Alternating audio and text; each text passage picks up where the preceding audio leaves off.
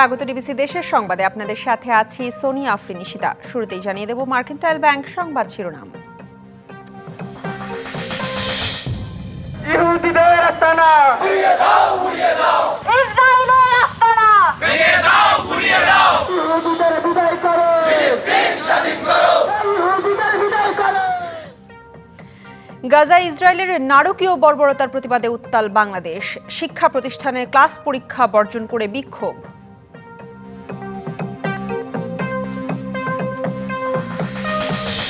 বাংলাদেশে বিনিয়োগে আশার আলো দেখছেন বিদেশিরা। চট্টগ্রামে ইপিজেড ও অর্থনৈতিক অঞ্চল ঘুরে দেখলেন দক্ষিণ কোরিয়া, চীন সহ 40 দেশের বিনিয়োগকারীরা।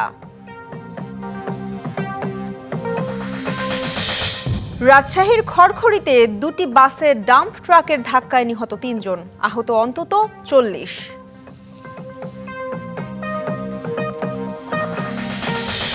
এবং টাঙ্গাইল স্বাস্থ্য কমপ্লেক্সের ক্যাশিয়ারের অস্বাভাবিক সম্পদ। হাসপাতালের প্রতিটি খাতে দুর্নীতি সহ অভিযোগ, মসজিদের অনুদানের টাকা 9/6-এর।